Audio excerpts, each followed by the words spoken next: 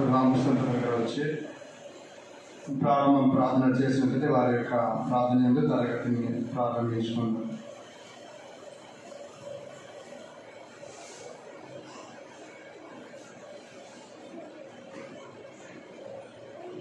ప్రార్థన చేసుకుందామండి. సకల ఆశీర్వాదములకు కారణభూతుడైన మా ప్రియ పరమ తండ్రి, సర్వశక్తిమంతుడైన దేవ, సర్వోన్నతుడైన మా తండ్రి, మీకే స్తుతులు స్తోత్రాలు.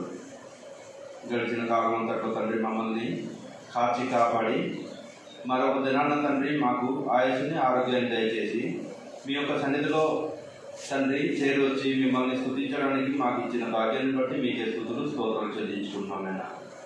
మా యొక్క ప్రతి ప్రయాణంలో తండ్రి తోడుకున్నందుకు మీకే స్తుతులు స్తోత్రాలు. ఇంతవరకు తోడుకుని వచ్చి ఆయన మీ సన్నిధానంలో మేము చేరడానికి మీరు ఏర్పాటు చేసిన విధానాన్ని బట్టి మీకే స్తుతులు స్తోత్రాలు చెల్లించుకున్నాం. ఆయన ఇంకా ఎవరైతే రానని ఉన్నారో వారు త్వరగా వచ్చి ఆయన మీ సన్నిధానంలో కూర్చుని మిమ్మల్ని స్తుతించే భాగ్యాన్ని వారు కూడా దయచేయమని అడుగుతున్నాం. ఆయన తల్లి వచ్చిన ప్రతి ఒక్కరికి తండ్రి దీవించండి, ఆశీర్వదించండి. ఆయుస్సును ఆరోగ్యాన్ని క్షేమాన్ని దయచేసిన విధానాన్ని బట్టి మీకే స్తుతులు స్తోత్రాలు చెల్లించుకున్నాం. ఇదిగోనైనా ఈ యొక్క కూడికనైనా మేము ఎందు నిమిత్తమైతే చేసుకుంటున్నాము నాయన, సర్వమెరిగిన నాయన, ఎవరైతే ఏ అవసరంతో ఉండి తండ్రి మీ యొక్క సన్నిధానంలో మొరపెట్టడానికి వచ్చున్నారు తండ్రి, మీ చిత్తమైతే వారి అవసరంతో వారి కొత్తలు తీర్చివేయమని అడుగుతున్నాను. అనారోగ్యంతో బాధపడుతున్న మా యొక్క కుటుంబాలు, మా యొక్క సంఘాన్ని తండ్రి ప్రతి ఒక్కరిని ముట్టి స్వస్థపరిచి మీ యొక్క తండ్రి మీ యొక్క చిత్తానుసారంగా తండ్రి మిమ్మల్ని స్తుతించే భాగ్యాన్ని మాకు దయచేయమని అడుగుతున్నాం నాయన. ఈ కార్యక్రమంలో ప్రారంభ ప్రార్థన మొదలుకొని ముగింపు వరకు మీరే అధ్యక్షత వహించి ఎటువంటి అలర్ట్ లేకుండానైనా క్రమంగాను మర్యాదగాను మీకు మహిమకరంగాను మాకు ఆశీర్వాదకరంగాను ఈ కార్యక్రమం అంతట్లో జరిపించడానికి ప్రతి ఒక్కరికి మంచి జ్ఞానం వీచని దయచేయమని అడుగుతున్నాం నాయన. ఇంకా ఎవరైతే రాయన ఉన్నారో త్వరగా తోడుకుంటామని చెప్తున్నాయన.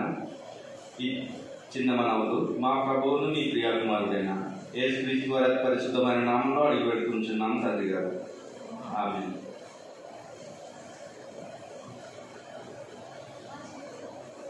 ప్రార్థనలో సహకరించినటువంటి సహోదరులకు మరొక మార్గం ప్రభువైన యేసుక్రీస్తు నామమున మా యొక్క వందనం చేసుకుంటున్నాను. ఈ యొక్క సమయంలో సహోదరుల వారు వచ్చి కీర్తనలు ఒక 3-4 కీర్తనలు పాడడాన్ని మీ అందరినీ కూడా ప్రేమకు మనం చేసుకుంటున్నాను. దేవా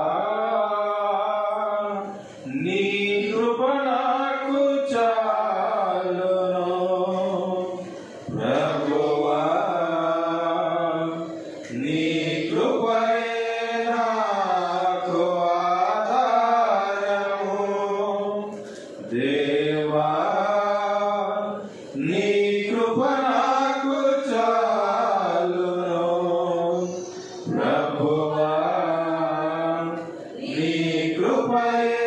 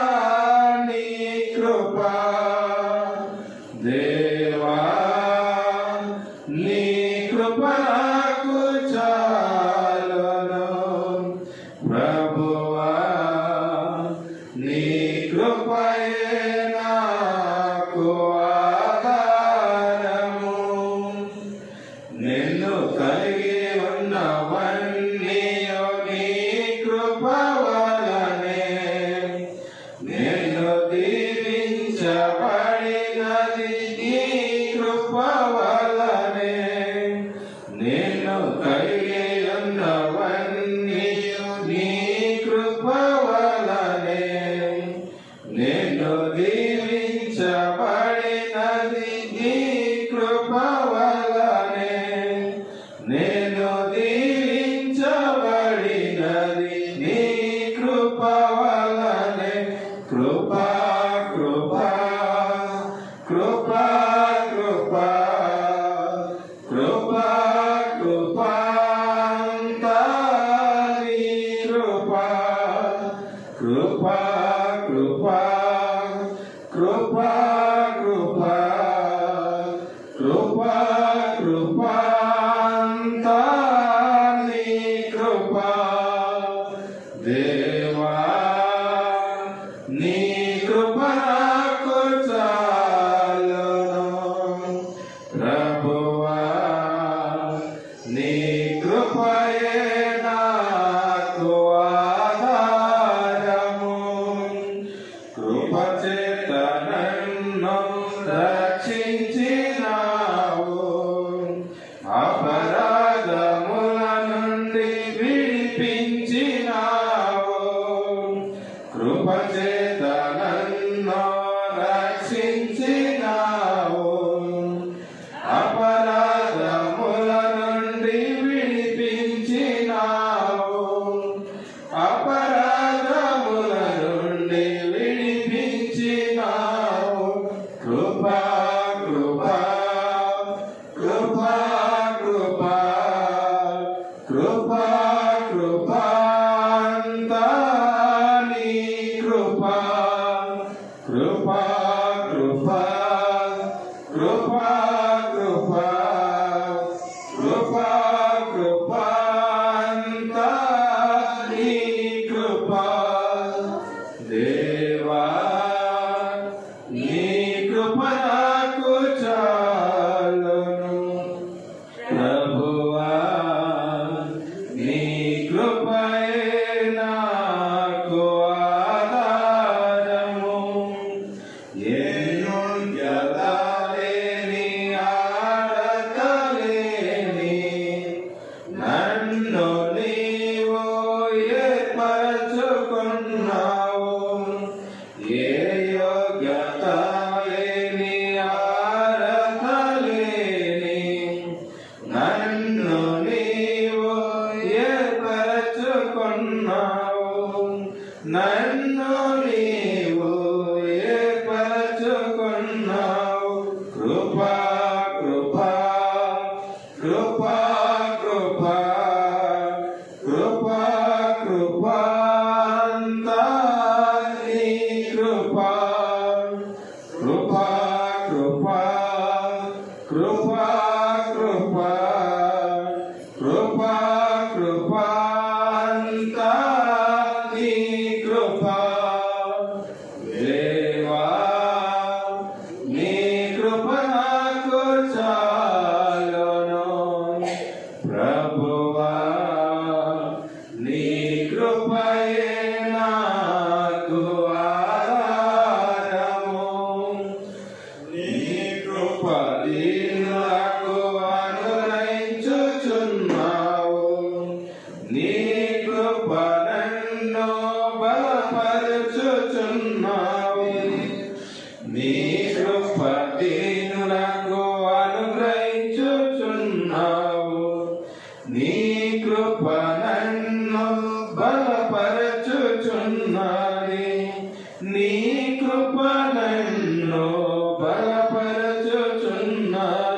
కృపా కృపా కృపా కృపా కృపా కృపా అంతా నీ కృపా. కృపా కృపా కృపా కృపా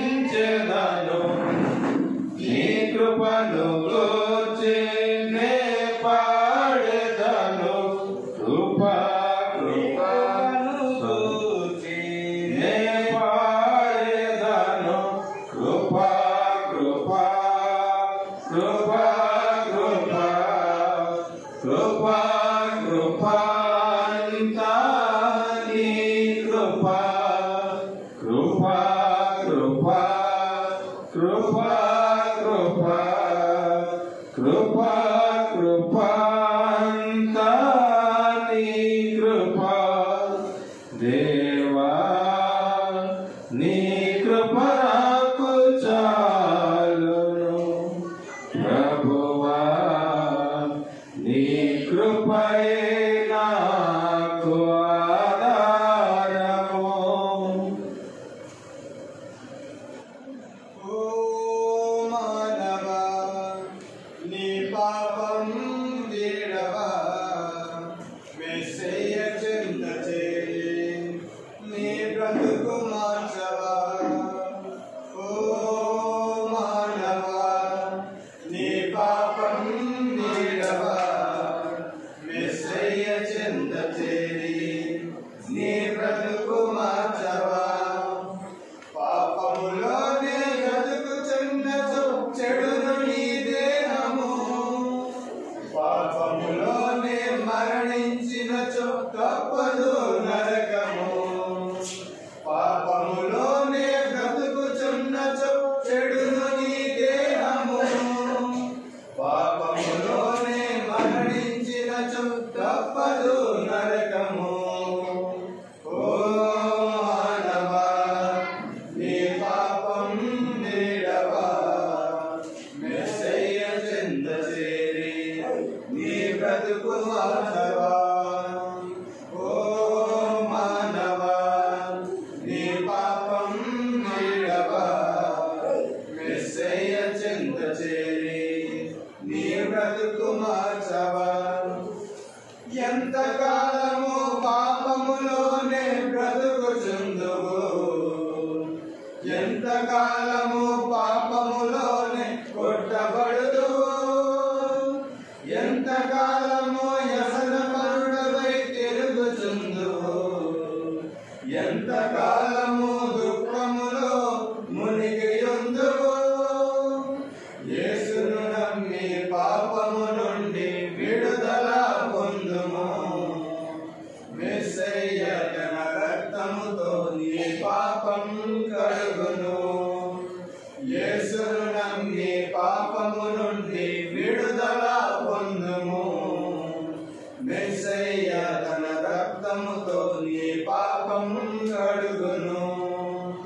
ఓ మానవా నీ పాపం వీడవా మెస్సయ్య చెంత చేరి నీ బ్రతుకు మార్చవా. ఓ మానవా నీ పాపం వీడవా మెస్సయ్య చెంత చేరి నీ బ్రతుకు మార్చవా.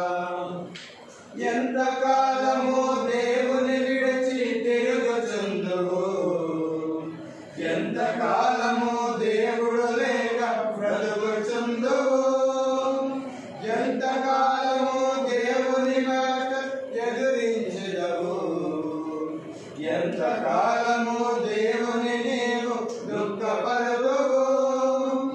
మెస్సయ్యే నీ పాపము కొరకు ప్రాణం పెట్టెను.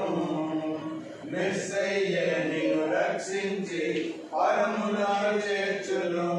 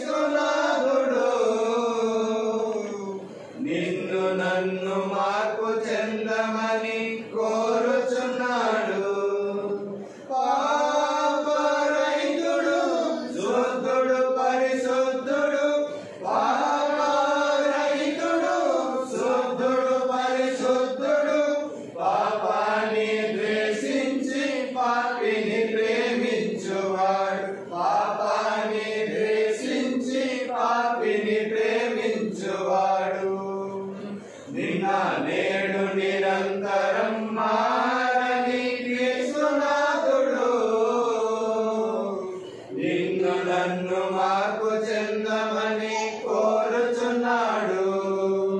నిన్న నేడు నిరంతరం మారని యేసునాథుడు నిన్ను నన్ను మార్పు చెందమని కోరుచున్నాడు. పరలోక మహాభాగ్యమును విడిచి వచ్చాడు. ఉడమిపై మానవుని జయించాడు. పరలోక మహాభాగ్యమును విడిచి వచ్చాడు. ఉడమిపై మానవుని జయించాడు. పరలోక రాజమర్మములు బోధించి ఉన్నాడు. ప్రతి పాపిని ప్రేమతో పిలుచుచున్నాడు. పరలోక రాజమర్మములు బోధించి ఉన్నాడు.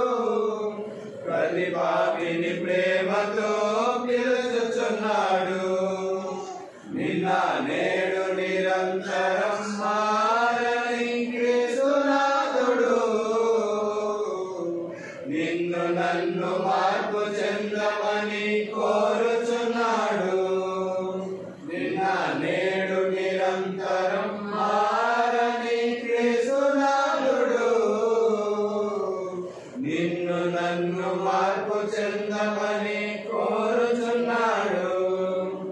మన దోష శిక్షను తానే భరించాడు. మనకు బదులు తానే మరణించి ఉన్నాడు. మన దోష శిక్షను తానే భరించాడు. మనకు బదులు తానే మరణించి ఉన్నాడు. మృత్యుంజయుడైన యేసు మా ప్రభువు, మహిమగల ప్రభువు, నమ్మదగిన యేసు. మృత్యుంజయుడైన యేసు మా ప్రభువు, మహిమగల ప్రభువు, నమ్మదగిన యేసు. నిన్న నేడు నిరంతరం మారని యేసునాథుడు నిన్ను నన్ను మార్పు చెందమని కోరుచున్నాడు. నిన్న నేడు నిరంతరం మారని యేసునాథుడు నిన్ను నన్ను మార్పు చెందమని కోరుచున్నాడు. పశ్చాత్తాపమునే కోరుతున్న కరుణామయుడు పాపములు ఒప్పుకొని విడిచిపెడితే కనికరించును. పశ్చాత్తాపమునే కోరుతున్న కరుణామయుడు పాపములు ఒప్పుకొని విడిచిపెడితే కనికరించును.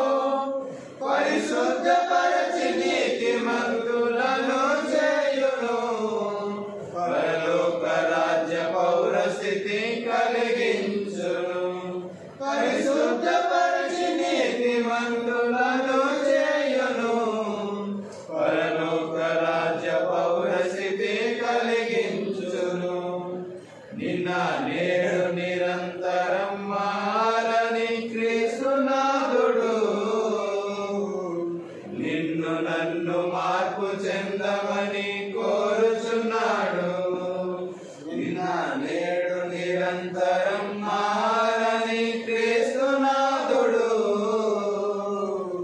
నిన్ను నన్ను మార్పు చెందమని కోరుచున్నాడు. మన చింతలన్నీ బాపిడి ప్రశాంతమూర్తి తన చెంత చేరు వారినెప్పుడు త్రోసివేయడు. మన చింతలన్నీ బాపిడి ప్రశాంతమూర్తి తన చెంత చేరు వారినెప్పుడు త్రోసివేయడు. ఇంకెంత కాలము క్రీస్తు నెరుగకుందువు. నీ సొంత రక్షకునిగా ప్రభుని స్వీకరించుము. ఇంకెంత కాలము క్రీస్తు నెరుగకుందువు. నీ సొంత రక్షకునిగా ప్రభుని స్వీకరించుము.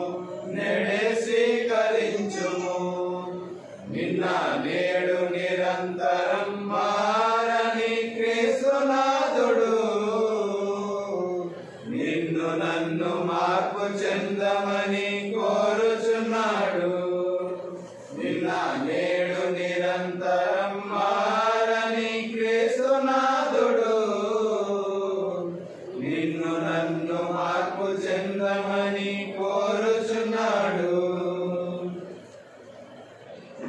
ఇంతవరకు కూడా ఆత్మ సంబంధమైన పద్ధతులతో దేవుడికి జీవాపదం అర్పించే విషయంలో సహకరించేటువంటి స్థానిక ప్రభు సంఘంకు మరొకసారి నా యొక్క హృదయపూర్వకంగా ఉన్నతం చేసుకుంటున్నాను. అందులో ఈ యొక్క సమయంలో సహోదరులు నర్సింగ్ వచ్చి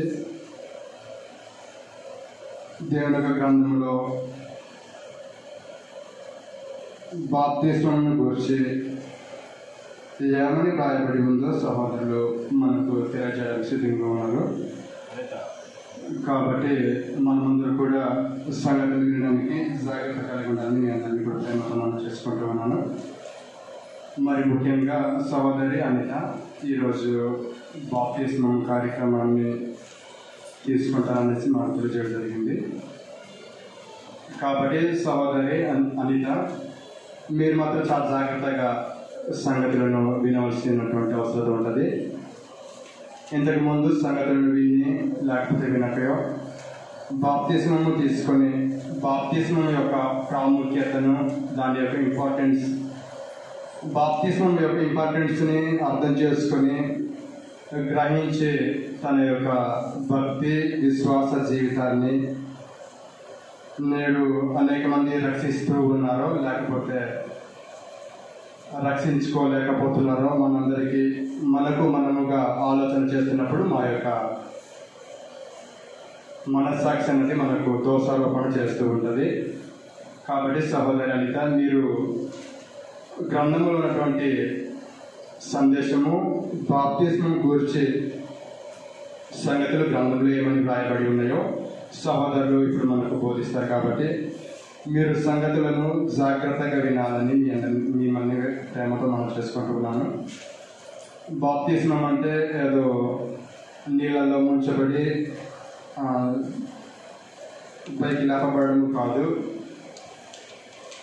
పాత జీవితం నుండి అంటే అపవాది యొక్క అధికారం నుండి క్రీస్తు యొక్క అధికారంకు ప్రవేశము, గత పాప జీవితాన్ని విడిచిపెట్టి క్రీస్తు యొక్క నూతన స్వభావాన్ని ధరించుకొని క్రీస్తు మనకు బోధించినటువంటి సంగతులను నేర్చుకుంటూ క్రీస్తు యొక్క అడుగుజాడలలో జీవించడమే బాప్తిస్మం. దాన్ని బైబిల్ నూతన సృష్టి అనేసి అన్నది. కాబట్టి బాప్తిసం తీసుకున్న తర్వాత లోకులు అంటే లోక సంబంధులు ఆలోచన చేస్తున్నట్లుగా బాప్తిసం తీసుకున్నటువంటి వారు ఆలోచన చేస్తున్నట్లుగా ప్రవర్తిస్తున్నట్లుగా మాట్లాడుతున్నట్లుగా క్రీస్తునందు చేర్చబడిన తర్వాత బాప్తిసం తీసుకున్న తర్వాత వారికి లాగున మనము మాట్లాడకుండా ఆలోచన చేయకుండా ప్రవర్తించకుండా క్రీస్తు యొక్క అడుగుజాడలో గ్రంథము ఎలాగో జీవించాలి ఒక క్రైస్తవుడు లేకపోతే క్రైస్తవ స్త్రీ ఎలాగో జీవించాలంటే గ్రంథంలో చాలా తేటగా స్పష్టంగా సంగతులు ఉన్నాయి మనకు. కాబట్టి క్రీస్తు అధికారంలోనికి వచ్చిన తర్వాత క్రీస్తు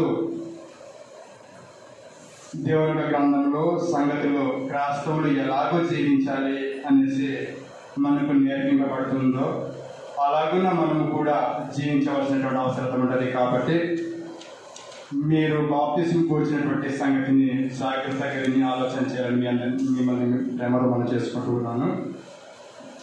కాబట్టి ఈ యొక్క సమయంలో సహోదరులు నర్సింగ్ బ్రదర్ వచ్చి ప్రార్థన చేసి దేవుని యొక్క గ్రంథంలో ఉన్నటువంటి సందేశాన్ని వారు బోధించాలని వారిని ప్రేమతో మనం చేసుకుంటూ ఈ యొక్క అవకాశము సహోదరులు నర్సింగ్ బ్రదర్కి అప్పగిస్తూ ఉన్నాను. ప్రార్థన చేసుకొని మనము దేవుని యొక్క మాటలు నేర్చుకోవడానికి మనం ముందుకు వెళ్దాం. ప్రార్థన చేసుకున్నామండి. నీతి స్వరూపుడు మా ప్రియతండ్రి పరిశుద్ధ దేవానికి స్తోత్రాలు సమర్పించుకుంటూ ఉన్నాం. మీరు మమ్మల్ని కనికరించి నీ కృప చూపించి ఆయుష్ను ఆరోగ్యాన్ని మాకు అనుగ్రహించి ఈ యొక్క దినాన్ని మీరు ఆశీర్వదించి మాకు అనుగ్రహించిన సమయాన్ని బట్టి మీకు కృతజ్ఞతాస్తులు స్తోత్రాలు సమర్పించుకుంటూ ఉన్నాం. అంటే సమయం అందు ఆత్మసంబంధమైన పద్ధతులతో ఆత్మతో మనసుతో మిమ్మల్ని స్తుతించి కనపరిచిన మీరు మేము పొందేదాన్ని నమ్ముచున్నా. తండ్రి దినమందు ఇలాగూ ఈ యొక్క తరగతిని నిర్వహించినటువంటి స్థానిక ప్రభు సంఘాన్ని మీరు జ్ఞాపకం చేసుకోండి. ఈ యొక్క దినమందు నీ యొక్క కుమార్తె తండ్రి నూతనంగా జన్మించడానికి సిద్ధపడి ఉండగా ఈ గ్రంథంలో మీరు వ్రాయించినటువంటి సంగతులను అర్థవంతంగా ఉపదేశించగలిగినట్లుగా తగినటువంటి సామర్థ్యాన్ని, జ్ఞానం, వివేచన అనుగ్రహించండి.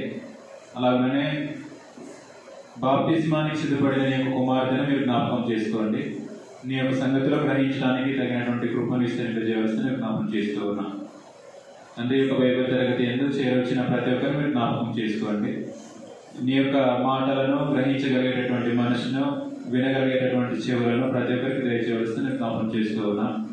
ఇంకెవరైతే రావాల్సిన వారు ఉన్నారో దయతో కనికరించి సమయానికి నీ యొక్క సన్నిధానంలో చేరుకోవడానికి తగిన సహాయం దయచేయవలసిన జ్ఞాపన చేస్తూ నీ యొక్క బైబిల్ తరగతిని ప్రారంభం నుంచి ముగింపు వరకు నీ యొక్క సహాయం గురించి నడిపించవలసిందని ఈ ప్రార్థన మనవులు మా ప్రభువును నీ పేకుమాడైన యేసుక్రీస్తు నామమున ప్రార్థిస్తున్నాం మా పరమ తండ్రి. ఆమేన్. ఈ యొక్క దినమందు మనము బాప్తిస్మము గురించి కొన్ని సంగతులను ఆలోచన చేద్దాం. అయితే బాప్తిస్మానికి ముందుగా ఒక అవగాహన స్థితిలో రావాలన్నది గ్రంథం తెలియజేసినటువంటి విషయము. చిన్న అవగాహన చేసుకుందాం, తర్వాత బాప్తిస్మాన్ని గురించి ఆలోచన చేయడానికి మనం ప్రయాసపడదాం. మనకు దేవత్వాన్ని గురించి అవగాహన అన్నది మనము అవగాహన చేసుకోవాల్సిన అవసరం ఉంది.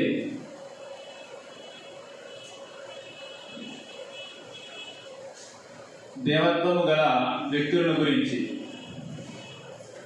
గ్రంథం మనకు తెలియజేసిన విధానంలో దేవత్వము అంటే ఏమిటి అంటే ఒకసారి చదువుదాం. అపోస్తలుల కార్యాల గ్రంథం 17వ అధ్యాయము. అపోస్తలుల కార్యాల గ్రంథం 17వ అధ్యాయము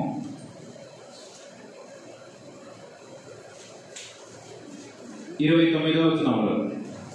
అపోస్తలుల కార్యాల గ్రంథం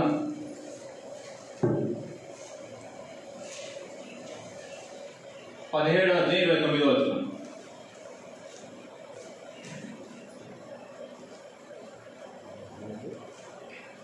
కాబట్టి మనము దేవుని సంతానమై ఉండి మనుషుల చమత్కార కల్పన వలన మలచబడిన బంగారమునైనను, వెండినైనను, రాతినైనను దేవత్వం పోలి ఉన్నదని తలంపకూడదు. బంగారంలో గాని, వెండిలో గాని, రాయిలో గాని ఏమి లేదు అంటే దేవత్వం అనేది లేదు అంట. బంగారంలో, రాతిలో, వెండిలో దేవత్వము లేదు. దేవత్వము అనేసి అంటే దేవుని యొక్క తత్వము.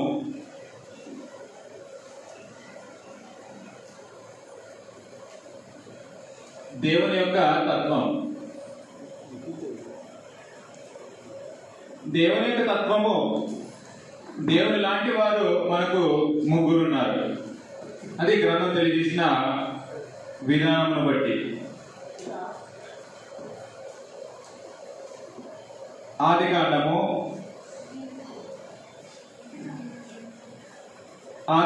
1వ అధ్యాయం 1వ వచనంలో. ఆదికాండం 1వ అధ్యాయం 1వ వచనం. ఆదియందు దేవుడు భూమి ఆకాశములను సృజించెను. సరిపోతుంది. ఆదిలో ఎవరున్నారనంటే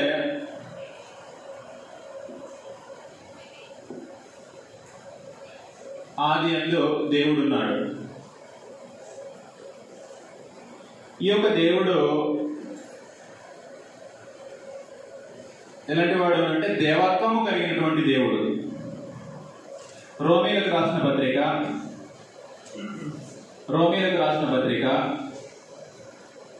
1వ అధ్యాయము.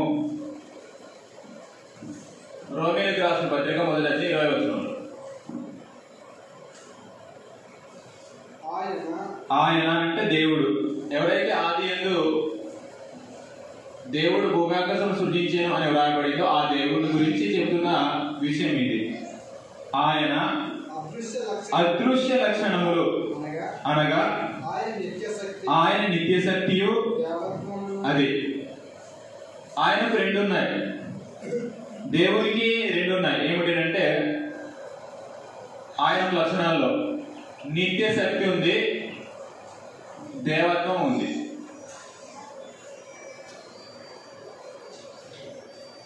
దేవుడు ఉన్నాడు, దేవుడు దేవత్వం కలిగినటువంటి దేవుడు, నిత్య శక్తి దేవత్వం కలిగినటువంటి దేవుడు. మరొక వ్యక్తి ఉన్నాడు ఆదిలో అనే ఒక విషయాన్ని మనకు వివరిస్తుంది. రెండో వ్యక్తి యోహాను సువార్త 1-2 వచనాల్లో ఆదియందు వాక్యము ఉండెను, వాక్యము దేవుని యొద్ద ఉండెను, వాక్యము దేవుడై ఉండెను. ఆదిలో వాక్యం ఉన్నాడు అంట. ఆదిలో వాక్యం ఉంది, వాక్యము ఆదిలో దేవుడై ఉన్నాడు.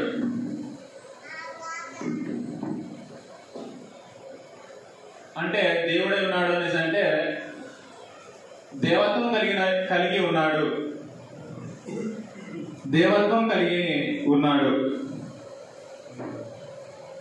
అందుకని ఈయన గురించి ఏమని చెప్పబడింది అంటే దేవుడు ఎలాగైతే దేవత్వం కలిగిన వాడో అలాంటి తత్వం కలిగిన వాడు, ఆదిలో వాక్యమై ఉన్నవాడు, వాక్యము ఆదిలో వాక్యమై ఉన్నవాడు ఎవరంటే యేసుక్రీస్తు. వాక్యమై ఉన్నవాడు. ఈయన గురించి గ్రంథం ఏమని తెలియజేసింది అంటే దేవుని లాంటి దేవత్వం కలిగిన వాడు. కొలస్సీలకు రాసిన పత్రిక 1వ అధ్యాయము 15వ వచనంలో ఆయన అదృశ్య దేవుని స్వరూపి అయి, అంటే దేవుని యొక్క స్వరూపం కలిగిన వాడు అని. హెబ్రీయులకు రాసిన పత్రిక 1వ అధ్యాయము 2-3 వచనాల్లో దేవుని యొక్క తత్వం కలిగిన వాడు అని ప్రభువుని గురించి, యేసుక్రీస్తుని గురించి చెప్పబడింది. హెబ్రీయులకు రాసిన పత్రిక 3-4 వచనాలు ఆయన దేవుని మహిమ యొక్క తేజస్సును, అది ఆయన తత్వం అంటే దేవుని యొక్క తత్వం యొక్క మూర్తిమంతున్నై ఉండి అనేసి అన్నాడు. దేవుని యొక్క తత్వం కలిగిన వాడు, దేవత్వం కలిగిన వాడు అని యేసు ప్రభు గురించి చెప్పబడింది. ఇంకా మూడవ వ్యక్తి గురించి ఆదికాండము 1వ అధ్యాయం 2వ వచనంలో, ఆదికాండం 1వ అధ్యాయము 2-3 వచనాలు.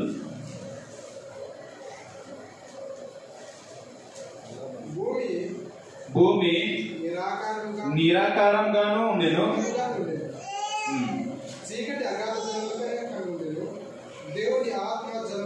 అది దేవుని ఆత్మ జలములపైన అల్లాడుచుండెను. దేవుని ఆత్మ అనే వ్యక్తి కూడా ఉన్నాడు.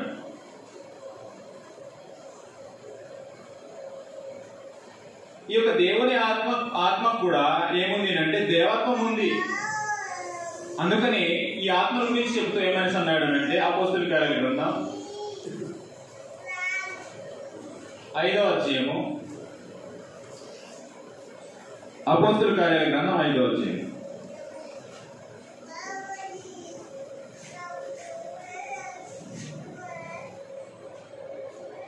4వ వచనంలో, అపోస్తలుల కార్యాల గ్రంథం 5వ అధ్యాయం 4వ వచనం, అది నీ యొద్ద ఉన్నప్పుడు నీదే కదా, అమ్మిన పిమ్మట అది నీ వశమై ఉండలేదా? ఎందుకు ఈ సంగతి నీ హృదయంలో ఉద్దేశించుకున్నావు? అది ఇక్కడ మీరు విషయాన్ని గుర్తుపెట్టుకోవాలి. నీవు మనుషులతో కాదు, అది దేవునితోనే అబద్ధమాడితివని చెప్పాను.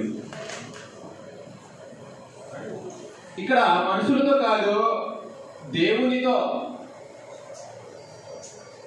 అంటే దేవునితోనే అబద్ధమాడితివి.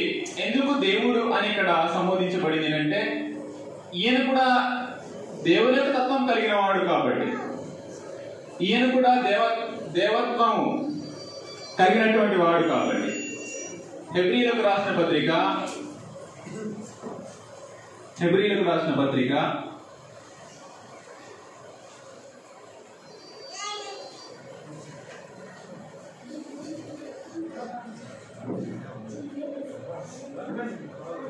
9వ అధ్యాయము 14వ వచనంలో, హెబ్రీలకు రాసిన పత్రిక 9వ అధ్యాయం 14వ వచనం. అది ఆత్మ ఎవరనంటే నిత్యుడగా ఆత్మ అనేసి చెప్పబడింది. అంటే దేవత్వం కలిగినటువంటి వ్యక్తులు ముగ్గురు దేవత్వము కలిగి ఉన్నారు. దేవత్వము గల ముగ్గురు వ్యక్తులు, దేవత్వంలో ముగ్గురు వ్యక్తులు కాదు, దేవత్వం కలిగినటువంటి వాడు, దేవత్వం గల వ్యక్తులు ఎవరంటే ముగ్గురు. ఆదియందు దేవుడున్నాడు, ఆదిలో వాక్యమైన దేవుడున్నాడు, వాక్యమైన దేవుడున్నాడు. అలాగనే దేవుని ఆత్మ కూడా ఆదిలో ఉన్నాడు. అందుకని యెహోవా దేవునికి దేవుడు అని చెప్పబడింది. అలాగనే వాక్యమైన వ్యక్తికి యేసు ప్రభువుకు దేవుడు అని చెప్పబడింది. పరిశుద్ధాత్మకు కూడా దేవుడు అని చెప్పబడింది. ఎందుకు అలా చెప్పవలసి వచ్చింది అంటే, వీరు దేవత్వము గల వ్యక్తులు, దేవత్వము కలిగినటువంటి వ్యక్తులు కాబట్టి. ఇందులో దేవత్వం లేదని మనం చదువుకున్నాము అంటే, బంగారంలో దేవత్వం లేదు, వెండిలో దేవత్వం లేదు, తర్వాత రాయిలో దేవత్వం లేదు. ఈ మూడింట్లో దేవత్వం లేదు. దేవత్వము ఎందులో ఉంది అంటే ముగ్గురు వ్యక్తుల్లో ఉంది. తండ్రైన దేవునిలో దేవత్వం ఉంది, యేసు ప్రభువులో దేవత్వం ఉంది, అలాగనే దేవుని యొక్క ఆత్మ పరిశుద్ధాత్మలో దేవత్వం ఉంది. ఈ యొక్క ముగ్గురు యొక్క వ్యక్తుల గురించి సరైనటువంటి అవగాహన చేసుకుందాం. చిన్న అవగాహన మనం చేసుకొని పాఠంలోనికి మనం వెళ్దాం. చిన్న అవగాహన కోసం మనము ఇది ఆలోచన చేస్తున్నాం.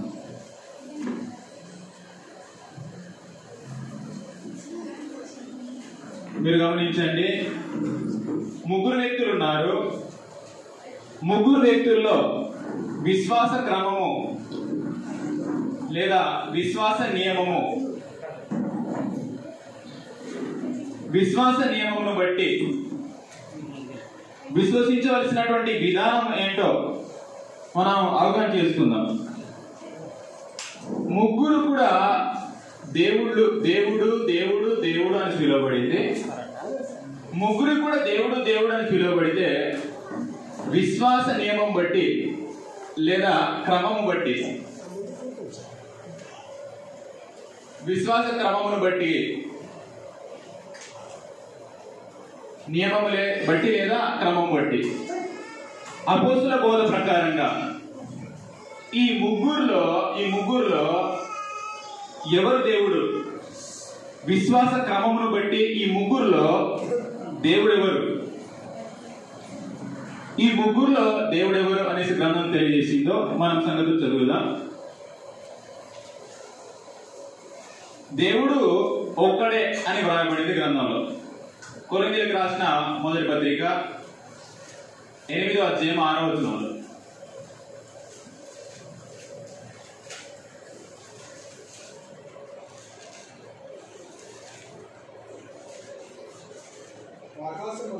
ఆకాశమందైనను భూమి మీదనైనను దేవతలనబడినవి ఉన్నను. అది క్లియర్గా చెప్పేశాడు. మనకు ఒక్కడే దేవుడున్నాడు.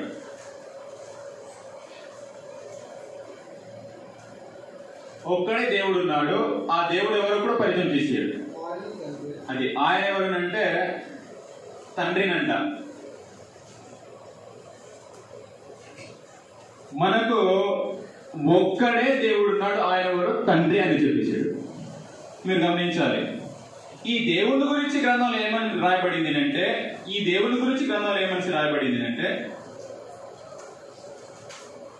తిమోతికి రాసిన మొదటి పత్రిక మొదటి అధ్యాయం 17వ వచనంలో. తిమోతికి రాసిన మొదటి పత్రిక మొదటి అధ్యాయం 17వ వచనం.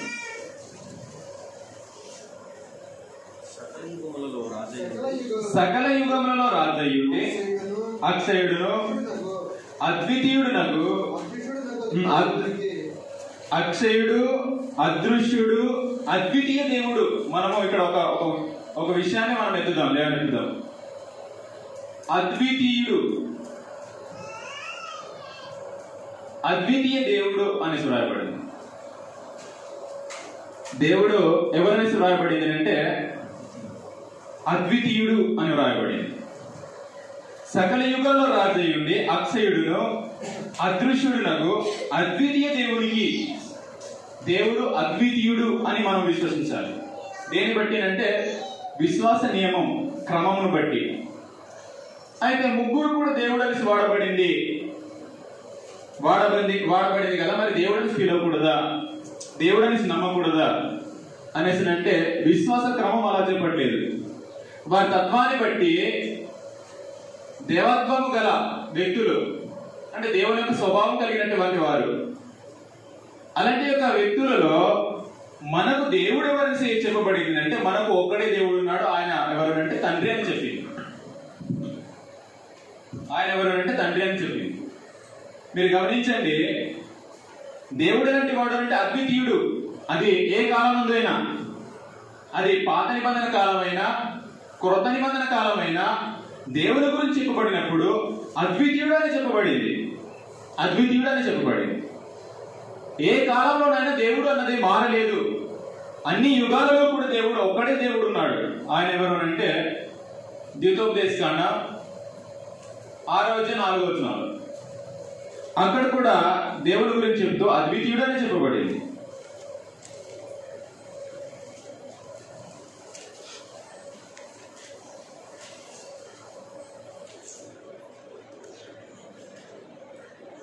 ద్వితోపదేశకాండం 6వ 4వ ఇశ్రాయేలు వినుము, మన దేవుడైన యెహోవా, అది మన దేవుడైన యెహోవా అద్వితీయుడు. మన దేవుడైన యెహోవా ఎలాంటి వాడు అంటే అద్వితీయుడు. అద్వితీయుడు అనేసి అంటే దాన్ని అర్థం ఏంటో యేసు ప్రభు వివరిస్తాడు. యేసు ప్రభు ఎలా వివరించాడో మనం చదువుదాం. అద్వితీయుడు అంటే యేసు ప్రభు ఎలా వివరించాడో మనం చదువుదాం. మార్కు సువార్త అద్వితీయుడు అంటే ఏంటో గ్రంథం వివరించింది. గ్రంథంను మనం పరిశీలన చేస్తున్నప్పుడు అద్వితీయుడు ఎవరో మనము ఊహించవలసినటువంటి పని లేదు, గ్రంథమే తెలియజేసింది. మార్కు సువార్త 12వ అధ్యాయము, మార్కు సువార్త 12వ అధ్యాయము 28వ వచనం నుంచి 32వ వచనంలో శాస్త్రంలో ఒకడు వచ్చి వారు తర్కించుట విని ఆయన వారికి బాగుగా ఉత్తరమిచ్చినని గ్రహించి ఆజ్ఞలన్నింటిలో ప్రధానమైనది ఏదని ఆయన అడిగాను. అందుకు యేసు ప్రధానమైనది ఏదనగా, ఓ ఇశ్రాయేలు వినుము, మన దేవుడైన ప్రభువు, అది మన దేవుడైన ప్రభు ఎలాంటి ప్రభు అని తెలియజేస్తున్నాడు అంటే మన దేవుడైన ప్రభు అద్వితీయ ప్రభు.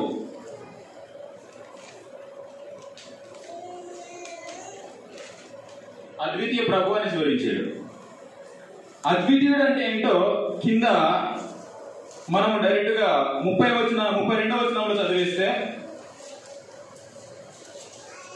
32వ వచనం, ఆ శాస్త్రి బోధకుడా బాగుగా చెప్పితివి, ఆయన అద్వితీయుడనియు ఆయన తప్ప వేరొకడు లేడనియు నీవు చెప్పిన మాట సత్యమే. అద్వితీయుడు అంటే ఈ దేవునికి బదులు వేరే దేవుడు వేరొకడు లేని, అంటే దేవుడు వేరొక దేవుడు లేడు. దేవుడు ఎలాంటి వాడు అంటే అద్వితీయుడు, ఒక్కడే, రెండో వాడు లేడు. దేవుడుగా విశ్వసించేవాడు. దేవత్వం కలిగిన వారు ఉన్నారు మరొక ఇద్దరు, కానీ వారిని విశ్వసించవలసిన క్రమము దేవుడనేసి కాదు. దేవుడనేసి వారిని విశ్వసించకూడదు. ఎలా విశ్వసించాలో అది గ్రంథమే తెలియజేసింది. ఇంతవరకు మనము ఆలోచన చేసేమో దేవుడు ఎవరు అంటే అద్వితీయుడు, అద్వితీయ సత్య దేవుడు అనేసి అన్నాడు యోహాను సువార్త 17వ అధ్యాయంలో. యోహాను సువార్త 17వ అధ్యాయం 3వ వచనం.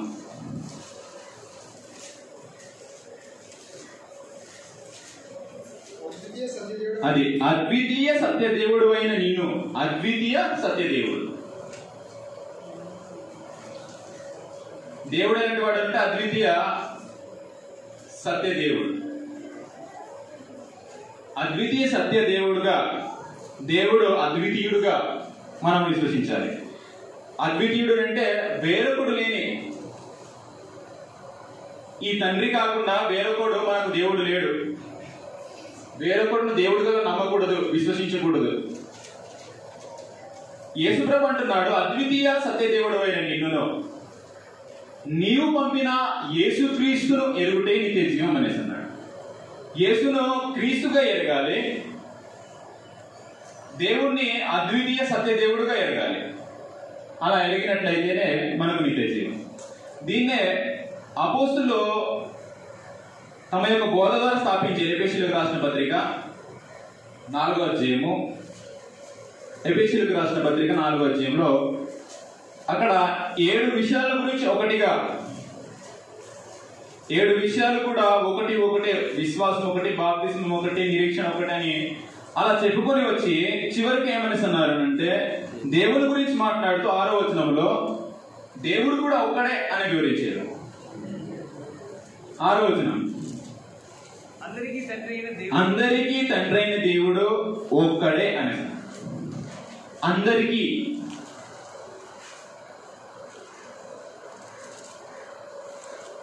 తండ్రి అయిన దేవుడు, దేవుడు మాత్రమే తండ్రి అయిన దేవుడు ఒక్కడే.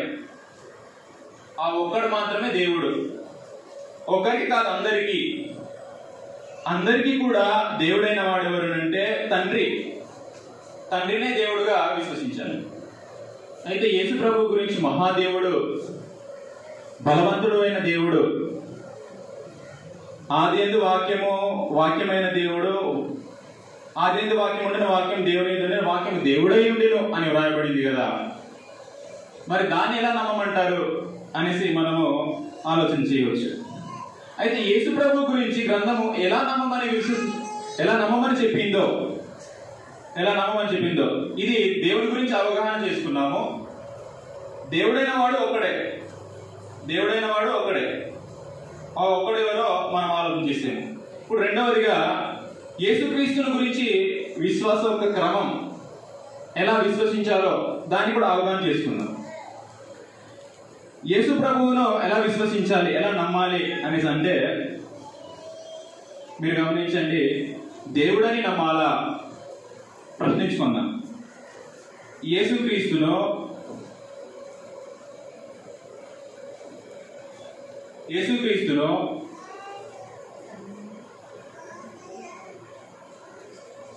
దేవుడని నమ్మాలా, విశ్వసించాలా? దేవుడని నమ్మాలా లేదా దేవుడని విశ్వసించాలా అనేసి అంటే గ్రంథంలో వచ్చిన ఎగ్జాంపుల్ ఉంది. ఎగ్జాంపుల్ చదివిస్తాను. యోహాను సువార్త 20వ అధ్యాయంలో, యోహాను సువార్త 20వ అధ్యాయము మనం చదువుతున్నప్పుడు మన అందరికీ పరిచయస్తుడైన ఒక వ్యక్తిని మనం అందరూ చూస్తాం. ఆయన ఎవరనంటే తోమా. యోహాను సువార్త 20వ అధ్యాయము, 20వ అధ్యాయములో 28వ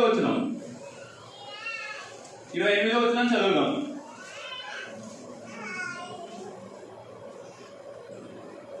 తోమా యేసు ప్రభువును ఏమని పిలుస్తున్నాడో, అందుకు తోమా ఆయనతో నా ప్రభువా నా దేవా అనేను. ఏమన్నాడు? నా ప్రభువా నా దేవా అంటే నా దేవుడా అని పిలిచాడు. నా దేవా అనేసి అంటే ఇంగ్లీష్లో ఏమనిసి ఉంటుంది అంటే మై గాడ్ అంటే యేసు ప్రభువును నా దేవుడా అని పిలిచాడు. అలానే పిలిస్తే గ్రంథకర్త ఏమనిసి వివరించడం జరిగింది అంటే యేసు ప్రభు దేవుడని కాదు, యేసు ప్రభు నమ్మవలసిన క్రమాన్ని కింద వివరించుకుంటూ వచ్చాడు. 30వ వచనం నుంచి 29వ వచనం చదివేసి 30వ వచనం చదువు. 30 వచనం. యేసు నీవు నన్ను చూచి నమ్మితివి, చూడక నమ్మిన వారు ధన్యులని అతనితో చెప్పాను. 30వ వచనం మీరు చాలా జాగ్రత్తగా గమనించండి. మరియు అనేకమైన ఇతర సూచక్రియలు యేసు తన శిష్యులను చేసెను, అవి ఈ గ్రంథమందు వ్రాయబడి ఉండలేదు కానీ యేసు దేవుని కుమారుడైన క్రీస్తు. అది ఈ విషయాన్ని మనసులో పెట్టుకోవాలి. యేసు దేవుని కుమారుడైన క్రీస్తు అని మీరు నమ్మునట్లు. యేసుని ఏమని నమ్మాలి? యేసు దేవుని కుమారుడైన క్రీస్తు అని నమ్మునట్లు.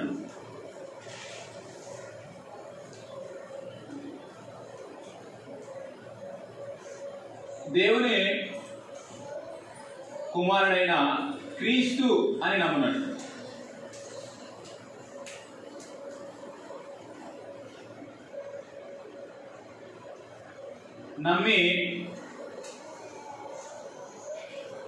నమ్మి ఆయన నామమందు జీవము పొందినట్లు ఇవి వ్రాయబడిను.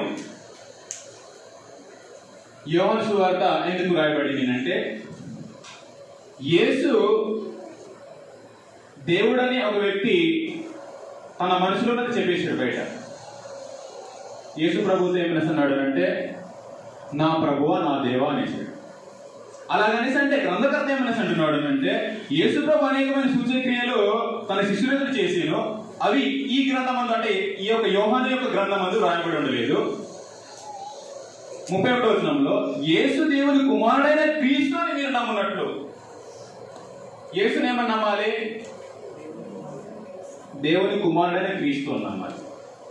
యేసు క్రీస్తును ఎందుకు తోమా తన యొక్క మనసులో తెలియజేసినది దేవా అనేసి అన్నాడు. నా దేవుడా, మై గాడ్ అనేసి తెలియజేశాడు.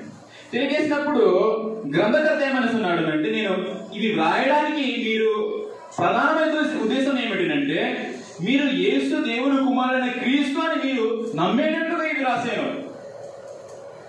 నమ్మేటట్లుగా ఈ యొక్క యోహాను సువార్తలో 7 సూచక్రియలు 7 అద్భుతాల గురించి మాత్రమే రాయబడింది. ఎక్కువ తీసుకోలేదు, ఒక 7 మాత్రం ఎన్నుకున్నాడు.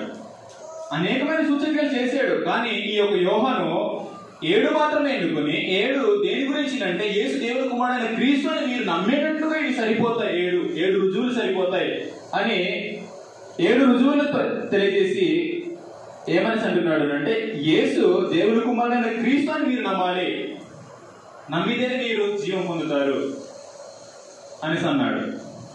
అయితే ఇప్పుడు యేసులో దేవుడని నమ్మకూడదా ప్రశ్న రావచ్చు. యేసులో దేవుడని నమ్మాలా నమ్మకూడదా? యేసులో దేవుడని నమ్మకూడదు. ఎందుకనంటే యేసు ప్రభువును దేవుని కుమారుడైన క్రీస్తు అని నమ్మితేనే మనకు నిత్య జీవం. యేసుక్రీస్తును దేవుడు అనేసి ఎందుకు నమ్మకూడదు అంటే యేసుక్రీస్తుకి దేవుడు ఉన్నాడు. మనం యేసుక్రీస్తు దేవుడు అన్నా యేసుక్రీస్తుకే దేవుడు నాకు దేవుడు ఉన్నాడు అనేసి అంటాడు యేసుక్రీస్తు. అది మనం చెప్పినది కాదు, యేసు ప్రభువే చెబుతాడు. యోహాను సువార్త 20:17 వచనం యేసు ప్రభువే చెబుతాడు నాకు దేవుడు ఉన్నాడు. యేసు ఆమెతో నేను ఇంకాను తండ్రి ఎందుకు ఎక్కిపోలేదు కనుక నన్ను ముట్టుకొనవద్దు, అయితే నా సహోదరుల యుద్ధకు వెళ్ళి, నా సహోదరులు అంటే శిష్యులు అపోస్తలులు, నా సహోదరుల యుద్ధకు వెళ్ళి నా తండ్రి మీ తండ్రియు అది నా దేవుడే మీ దేవుడు అని అంటున్నాడు. నేను ఎవరైతే నేను దేవుడుగా నేను నమ్ముతున్నానో ఆ దేవుడే మీ దేవుడు, ఆ దేవుడే మీ దేవుడు అని. నా దేవుడు నా దేవుడును మీ దేవుడిని యొద్దకు ఎక్కిపోవచ్చున్నానని వారితో చెప్పమని. అంటే నా దేవుడే మీ దేవుడు. అందుకని యేసు ప్రభు తాను చనిపోతున్నప్పుడు కూడా నా దేవా అనేసి అన్నాడు. నా దేవా నన్నెలా చెయ్యి విడిచితివి అని ప్రార్థన చేశాడు. అంటే యేసు ప్రభు ఏమైనా వ్యక్తపరుస్తున్నాడు అంటే నాకు దేవుడు ఉన్నాడు, నాకు దేవుడైన వాడు మీ దేవుడు, నా దేవుడు మీ దేవుడు అని అంటున్నాడు. ఎవరైతే యేసు ప్రభుకు దేవుడై ఉన్నాడో ఆ దేవుడే మన యొక్క దేవుడు. ఒకసారి చదువుదాం. మత్తయి సువార్త 27వ అధ్యాయం. మత్తయి సువార్త 27వ అధ్యాయము 46వ వచనంలో. మత్తయి సువార్త 27వ అధ్యాయం 46వ వచనం. ఇంచుమించు 3 గంటలప్పుడు యేసు ఏలీ ఏలీ లామా సబక్తా అని బిగ్గరగా కేక వేసాను. ఆ మాటకు నా దేవా అది నన్ను ఈ విషయాన్ని మీరు మనసు పెట్టుకోవాలి. ఆ మాటకు అర్థం చెప్తున్నాడు. ఆ మాటకు నా దేవా నన్నెందుకు చెయ్యి విడిచితివి అని అర్థం. నా దేవా అంటే నా దేవుడా అని చెప్పేసి నా దేవుడా అని కలవశిలో నుంచి పలుకుతున్నాడు దేవునికి, తనకు దేవుడై ఉన్న వ్యక్తికి. ఇదే విషయాన్ని మన ప్రవచనంలో చదవచ్చు. 22వ కీర్తన మొదటి 2 వచనాల్లో కూడా అదే మాట ఉన్నది, నా దేవా. ఆ ప్రవచనంలో ఉన్న దాన్ని మనము ఇక్కడ చదువుతున్నాము. ప్రవచనంలో కూడా అదే ఉంది. 22వ కీర్తన మొదటి 2 వచనాల్లో నా దేవా అది నా దేవా నీవు నన్నేలా విడిచితివి అనేసి అన్నాడు. అక్కడ కూడా నా దేవా అనేసి అంటే నా దేవుడా యేసు ప్రభు పిలుస్తున్నాడు. నా దేవుడా. యేసు ప్రభుకే దేవుడున్నాడు కాబట్టి యేసు ప్రభువును దేవుడుగా నమ్మకూడదు. యేసు ప్రభువును ఎలా నమ్మాలి అంటే దేవుని కుమారుడైన క్రీస్తు, యేసు దేవుని కుమారుడైన క్రీస్తు అని నమ్మినట్లు నమ్మి ఆయన నామమందు జీవం పొందినట్లు ఇవి వ్రాయబడి. యేసు ప్రభుని ఏమన్నామా దేవుని కుమారుడని, మరి దేవుడని నమ్మకూడదా అనేసి అంటే నమ్మకూడదు.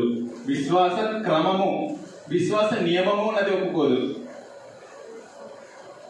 ఆయనకు దేవత్వం ఉంది కదా, బంగారంలో లేదు, వెండిలో లేదు, రాయలో లేదు. ఆయనలో దేవత్వం ఉంది. దేవత్వం ఉంది కాబట్టి నేను యేసుక్రీస్తునే దేవుడుగా కొలుస్తాను అనేసి అంటే మీరు నన్ను దేవుడుగా కొలవద్దు. నాకే దేవుడు ఉన్నాడు, నాకు దేవుడైన వాడే మీ దేవుడు. నా దేవుడును మీ దేవుడును, నాకు దేవుడైన వాడున్నాడు, ఆ దేవుడే మీకు దేవుడు అనేసి అంటున్నాడు. అదే సంగతి ఇప్పుడు దేవుడే తెలియజేస్తున్నాడు, నేను నీ యొక్క దేవుడిని అనే విషయాన్ని. హెబ్రీయులకు రాసిన పత్రిక మొదటి అధ్యాయం దేవుడే తెలియజేస్తున్నాడు. యేసు ప్రభు తెలియజేసిన దాన్ని మనం చదివేమో. ఇప్పుడు దేవుడే తెలియజేస్తున్నాడు, నీకు దేవుడు నేను. హెబ్రీయులకు రాసిన పత్రిక మొదటి అధ్యాయము 7వ వచనం నుంచి 9వ వచనం వరకు. 7వ వచనం నుంచి 9వ వచనం వరకు. తన దూతలను వాయువులుగాను తన సేవకులను అగ్ని జ్వాలలుగాను చేసుకున్నవాడు అని తన దూతలను గురించి చెబుతున్నాడు. గాని అది విషయాన్ని ఇప్పుడు ఎవరి గురించి మాట్లాడుతున్నాడు అంటే యేసు ప్రభువుల గురించి. తన కుమారుని గురించి అయితే దేవా నీ సింహాసనం. మీరు గమనించండి, దేవా అని ఎందుకు సంబోధించాడు అంటే దేవుని లాంటి తత్వం కలిగిన వాడు కాబట్టి. మనం ఇందాక చదువుకున్నాం, ఆయన ఒక తత్వమును మూర్తిమంతమునై ఉన్నాడు అని. దేవుని యొక్క తత్వాన్ని కలిగి ఉన్నాడు కాబట్టి దేవా అని సంబోధించాడు దేవుడు యేసు ప్రభువును. నా దేవా అని పిలవలేదు, దేవా అని సంబోధించాడు. ఎందుకంటే ఆయన లాంటి తత్వం కలిగిన వాడు, ఆయన లాంటి దేవత్వం కలిగిన వాడు కాబట్టి దేవా అని సంబోధించాడు. సంబోధించిన తర్వాత నీ సింహాసనము నిరంతరము నిలుచున్నది, నీ రాజదండము న్యాయార్థమైనది. ఇది చాలా జాగ్రత్తగా చూడండి. అందరి బైబిల్లో ఒక పదం మిస్ అయి ఉంటది. 9వ వచనం చూడండి అందరు. 9వ వచనం. నీవు నీతిని ప్రేమించితివి, దుర్నీతిని ద్వేషించితివి. అందుచేత దేవుడు నీ తోడి కంటే, మీరు గమనించండి, చాలా బైబిల్లో అందుచేత దేవుడు నీ తోడి వారి కంటే అనేసి ఉంది. ఒక 2 పదాలు మిస్ అయి ఉంటాయి. అందుచేత దేవుడు నీ దేవుడు అనే పదం లేదు చాలా బైబిల్లో. అంటే ఎవరి దగ్గర అయితే కంప్యూటర్ ప్రింట్ ఉందో అందులో కనిపించదు. ఎందులో కనిపిస్తుంది అంటే ప్రవచనంలో వెళ్ళి చదువుదాం. ప్రవచనంలో వెళ్ళి చదివినట్లయితే దాని యొక్క ప్రవచనంలో ఏమని వ్రాయబడింది అంటే 45వ కీర్తన 6-7 వచనాలు. 45వ కీర్తన 6-7 వచనాల్లో అక్కడ ఆ పదం చాలా క్లియర్ గా వ్రాయబడింది. 45వ కీర్తన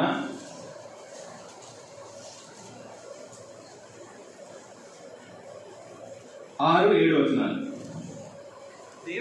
దేవా నీ సింహాసనము నిరంతరము నిలుచును, నీ రాజదండము న్యాయార్థమైన దండము. 7వ వచనం మీరు గమనించాలి. నీవు నీతిని ప్రేమించి భక్తిహీనతను ద్వేషిస్తున్నావు, కావున అది దేవుడు నీ దేవుడే చెలికాండ్రు కంటే హెచ్చించినట్లు నిన్ను ఆనంద తైలముతో అభిషేకించి ఉన్నాడు. మీరు ఇందులో మనసు పెట్టుకోవాలి. కావున దేవుడు నీ దేవుడే. ఎవరు మాట్లాడుతున్నాడు? తండ్రి అయిన దేవుడు యేసు ప్రభుని గురించి మాట్లాడుతూ, కావున దేవుడు నీ దేవుడే నేను హెచ్చించాడు. దేవుడే మాట్లాడుతున్నాడు, నేను నీకు దేవుడను. యేసు ప్రభుకు దేవుడు. యేసు ప్రభుకే దేవుడు అంటే యేసు ప్రభుని ఎలా నువ్వు దేవుడుగా కొలుస్తావు? యేసు ప్రభుకే దేవుడు ఉన్నాడు. యేసు ప్రభువును నువ్వు కొలిచే యొక్క క్రమం ఏమిటి అంటే యేసు దేవుని కుమారుడైన క్రీస్తు. ఇది పరలోకంలో ఉన్న దేవుడే తెలియపరిచినటువంటి సంగతి యేసు దేవుని కుమారుడైన క్రీస్తు అని. ఒక వచనాన్ని చదివి నేను ముగించేస్తాను, సమయం అయింది కనుక. మన మధ్య దైవజనులు ఉన్నారు. మత్తయి సువార్త 16వ అధ్యాయము 16వ వచనంలో యేసు ప్రభువును ఏమని నమ్మాలో యేసు ప్రభు తన యొక్క అభిప్రాయాన్ని, అంటే లోకంలో ఉన్న జనుల యొక్క అభిప్రాయాన్ని అడిగాడు. అడిగితే పేతురు చెప్పిన సమాధానానికి దేవుడే దాన్ని చెప్పాడు అనే సంగతిని మనం చదువుతాం. అందుకు సీమోను పేతురు, నీవు సజీవుడకు దేవుని కుమారుడైన క్రీస్తు అని చెప్పాను. అది యేసు ప్రభు ఎవరైనా తెలియజేస్తున్నాడు అంటే నీవు సజీవుడకు దేవుని కుమారుడైన క్రీస్తు అని చెప్పాడు. అలాగని చెబితే యేసు ప్రభు ఏమనిసి మాట్లాడుతున్నాడు? యేసు ప్రభు ఏమనిసి మాట్లాడుతున్నాడో 17వ వచనంలో, అందుకు యేసు సీమోను బర్యోనా నీవు ధన్యుడవు, పరలోకమందున్న నా తండ్రి ఈ సంగతి నీకు బయలుపరచనే గాని నరులు నీకు బయలుపరచలేదు అని అన్నాడు. దేన్ని పరలోకమందున తండ్రి బయలుపరిచాడు? దేన్ని నరులు బయలుపరచలేదు? దేన్ని నరులు బయలుపరచలేదు, దేన్ని పరలోకమందున దేవుడు బయలుపరిచాడు. 16వ వచనంలో ఉన్న సంగతిని అక్కడ వివరిస్తున్నాడు. ఏమనేసి తండ్రి బయలుపరిచాడు అంటే నీవు సజీవుడకు దేవుని కుమారుడైన క్రీస్తు అనే విషయాన్ని తండ్రి బయలుపరిచాడు పేతురుకు. నరులెవరు బయలుపరచలేదు. అదే విషయాన్ని యేసు ప్రభు పేతురుతో అంటున్నాడు. అందుకు యేసు సీమోను బర్యోనా నీవు ధన్యుడు, పరలోకమందున నా తండ్రి ఈ సంగతి నీకు బయలుపరిచినే గాని నరులు బయలుపరచలేదు. అంటే దేవుడు బయలుపరిచింది ఏమిటంటే యేసును దేవుని కుమారుడైన క్రీస్తు అని నమ్మేటట్లుగా ఆ యొక్క విశ్వాసాన్ని, ఆ విశ్వాసపు యొక్క బండని ఇక్కడ వివరించడం జరిగింది. అదే విషయాన్ని కింద 18వ వచనంలో, మరియు నీవు పేతురవు ఈ బండ మీద నా సన్నిధి కట్టుదును. ఈ బండ అనేసి అంటున్నారు. ఇక్కడ చాలా మంది అనేక విధాలు వివరిస్తారు. నీవు పేతురవు, పేతురు అనే యొక్క పదానికి గ్రీక్ లో పెట్రస్ అనే యొక్క పదం ద్వారా పెట్రోస్ అంటే రాయి అనే ఒక అర్థం ఇస్తుంది. కానీ ఇక్కడ చెప్పబడిన బండ ఏదినంటే విశ్వాసం యొక్క నియమాల గురించి, యేసు దేవుని కుమారుడైన క్రీస్తు అనే ఒక బండ, ఆ యొక్క విశ్వాసం యొక్క పునాదిని గురించి ఇక్కడ మాట్లాడుతున్నాడు. మరియు నీవు పేతురు ఈ బండ మీద నా సంఘమును కట్టుదును. ఈ బండ మీద, ఏ బండ? యేసు దేవుని కుమారుడైన క్రీస్తు అనే ఒక బండ మీద. అది విశ్వాసం యొక్క బండ, అంతేగాని పేతురు అనే ఒక రాయి మీద కట్టలేదు.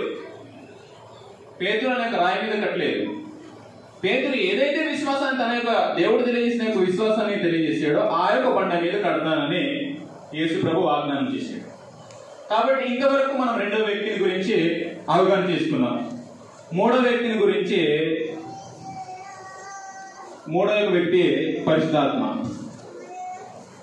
పరిశుద్ధాత్మని గురించి మనకు ఆదరణకర్త అని వ్రాయబడింది.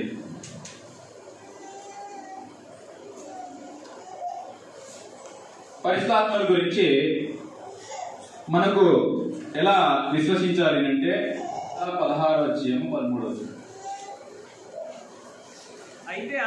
అయితే ఆయన అనగా సత్యస్వరూపి అయిన ఆత్మ వచ్చినప్పుడు మిమ్మును సర్వసత్యములోనికి నడిపించును.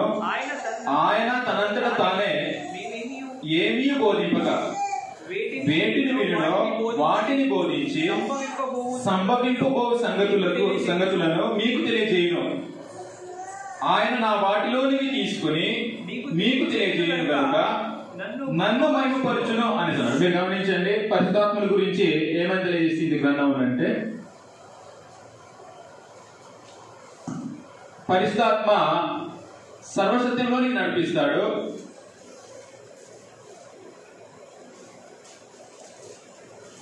సర్వసత్యంలోనికి ఈయన గురించి ఏమని చెప్పబడింది అంటే, ఆదరణకర్త అనే యొక్క పదాన్ని మనం చదువుతాం. యోహాను సువార్త 14:16 కూడా ఆ యొక్క సంగతిని చదువుతాం. యోహాను సువార్త 14:16. ఆదరణకర్త అనే ఒక పదాన్ని చదువుతాం. నేను తండ్రిని వేడుకొందును నీ యొద్ద ఎల్లప్పుడూ నుండుటకై ఆయన వేరొక ఆదరణకర్తను అనగా సత్యస్వరూపియకు ఆత్మను మీకు అనుగ్రహించును. ఇక్కడ పరిశుద్ధాత్మల గురించి ఏమని చెప్పబడింది అంటే, ఆదరణకర్త అంటే ప్రతి వారిని కూడా ఆదరిస్తాడు. యేసుక్రీస్తు ఎవరనంటే దేవుని కుమారుడు అనేసి అంటే, ఇంకా స్ట్రైట్ గా చెప్పాలి అంటే, దేవుడు తన యొక్క సింహాసనం ముందు కూర్చోబెట్టిన రాజు అని అర్థం. దేవుని కుమారుడు అనేసి అంటే ఇశ్రాయేలు ఆత్మ సంబంధమైన ఇశ్రాయేలును ఏలబోయే రాజు. యేసు ప్రభు రాజు అయితే ఆ రాజు చెప్పిన ప్రకారంగా నడిపించి ఒక వ్యక్తిని ఆదరించి సర్వసత్యంలో నడిపించడానికి ఆత్మ అన్నది సహకరిస్తాడు. ఈ రాజు ఏదైతే ఆజ్ఞాపిస్తాడో ఆజ్ఞాపించిన దాంట్లో నడిపించడానికి ఈ యొక్క పరిశుద్ధాత్మ ఒకరికి ఆదరణకర్తగా, ప్రతి వారికి ఆదరణకర్తగా ఉండి మనల్ని సర్వసత్యంలో నడిపించడానికి సహాయపడతాడు. ఇది దేవాత్మ గల వ్యక్తులను మనము అవగాహన చేసుకోవాల్సినటువంటి పద్ధతిని గురించి నీకు వివరించాను. మనకు దేవుడు ఎంతమంది అంటే ఒక్కడే, ఆయన అద్వితీయుడు, తండ్రి అయిన దేవుడు మాత్రమే దేవుడు. యేసు ప్రభు ఎవరు? దేవుని కుమారుడు అంటే రాజు. ఆయన యేసు ప్రభు ఎవరిని యేసు ప్రభు ఎలాగ నియమించాడు అంటే దేవుని కుమారుడుగా. దేవుని కుమారుడు అనేసి అంటే దానికి అర్థం ఏమిటి అంటే రాజు అని. మనకు ఒక వచనం చదివించి ముగించుతారు. యోహాను సువార్త 1వ అధ్యాయము, యోహాను సువార్త 1వ అధ్యాయం. దేవుని కుమారుడు అంటే అసలు అర్థం ఏమిటి అంటే, యోహాను సువార్త 1వ అధ్యాయము 49వ వచనంలో, 49వ వచనం, నతనయేలు బోధకుడా, నీవు దేవుని కుమారుడు, అది నీవు దేవుని కుమారుడవు, ఇశ్రాయేలు రాజు. అది దేవుని కుమారుడు అంటే అసలు అర్థం ఏమిటంటే ఇశ్రాయేలు రాజు అని అర్థం. యేసు ప్రభు దేవుని కుమారుడు అంటే ఆయన ఇశ్రాయేలుకు రాజు. ఇశ్రాయేలు అంటే మీరు ఆత్మ సంబంధమైన ఇశ్రాయేలు అని గ్రహించాలి, భౌతిక సంబంధమైన ఇశ్రాయేలు కాదు. గలతీయులకు రాసిన పత్రికలో ఆత్మ సంబంధమైన ఇశ్రాయేలు గురించి మాట్లాడాడు. గలతీయులకు రాసిన పత్రిక 6వ అధ్యాయము 16వ వచనంలో, గలతీయులకు రాసిన పత్రిక ఈ పద్ధతి 6:16 ఈ పద్ధతి చొప్పున నడుచుకుని వారందరికీ అనగా దేవుని ఇశ్రాయేలునకు సమాధానమును కృపై కలుగును గాక. ఇశ్రాయేలు ఎవరనంటే ఆత్మ సంబంధమైన ఇశ్రాయేలు ఎవరనంటే క్రైస్తవులు. ఆత్మ సంబంధమైన ఇశ్రాయేలుకు రాజు ఎవరనంటే దేవుని కుమారుడు యేసు ప్రభు. దేవుని కుమారుడు అంటే అసలు అర్థం ఏమిటంటే రాజు అని అర్థం. కాబట్టి యేసు ప్రభువును ప్రభువుగా రాజుగా హృదయమును ప్రతిష్ఠించుకోవాలి, పరిశుద్ధాత్మను ఆదరణకర్తగా, తండ్రైన దేవుడిని దేవుడిగా. ఇది విశ్వాస నియమము లేదా విశ్వాస క్రమము. ఇది ఈ యొక్క క్రమాన్ని అనుసరించి విశ్వసించగలిగినట్లయితే అప్పుడు బాప్తిసం తీసుకునేటప్పుడు యేసును దేవుడుగా నువ్వు విశ్వసించావు, యేసుక్రీస్తు దేవుని కుమారుడుగా, యేసుక్రీస్తు ప్రభువుగా నీ నోటితో ఒప్పుకున్నాడు. ఈ యొక్క దేవత్వము మీద అవగాహన లేకుండా, దేవత్వం మీద అవగాహన, ఈ ముగ్గురు వ్యక్తుల మీద అవగాహన లేకుండా అనేక మంది ఎలాగో బాప్తిసం తీసుకుంటున్నారు అంటే యెహోవా అన్న, యేసుక్రీస్తు అన్న, పరిశుద్ధాత్మ అన్న ఒక్కడే అనేసి విశ్వసించే వాళ్ళు ఉన్నారు. ఒక్కటిగా నమ్మేవాళ్ళు బాప్తిసం తీసుకుంటే ఏమవుతుంది అంటే, ఒక వచనాన్ని నేను చదివిస్తాను. ఏమవుతుంది అంటే రోమాపత్రిక 10వ అధ్యాయము 9వ వచనంలో, రోమాపత్రిక 10వ అధ్యాయం 9వ వచనం, అదేమనగా యేసు ప్రభువని నీ నోటితో ఒప్పుకొని దేవుడు మృతుల్లో నుండి ఆయనను లేపెనని నీ హృదయమని విశ్వసించిన యెడల నీవు రక్షింపబడుదువు. ఇక్కడ ఇద్దరు వ్యక్తులు ఉన్నారు. యేసు ఉన్నాడు, యేసును లేపిన దేవుడు ఉన్నాడు. ఇప్పుడు యేసు ఎవరో సరిగా అవగాహన చేసుకోకుండా, ఆ యేసును లేపడే దేవుడు ఎవరో అవగాహన చేసుకోకుండా అనేక మంది యేసే మృతుల నుండి లేచేను అని నమ్మేవారు ఉన్నారు. యేసు ప్రభు మృతుల నుండి లేచాడా, దేవుడు మృతుల నుండి లేపాడా? అక్కడ ఏమని సురాయపడింది అంటే యేసు ప్రభు నీ నోటితో ఒప్పుకొని దేవుడు మృతుల్లో నుండి ఆయనను లేపేనని యేసు ప్రభువును లేపేనని నువ్వు విశ్వసించాలి. యేసు ప్రభు లేచినని విశ్వసించకూడదు. యేసు ప్రభు తనంతట తాను లేగలేదు, దేవుడు లేపితే లేచాడు. దానికి మేమందరం సాక్షులము అనేసి అన్నారు అపోస్తులు.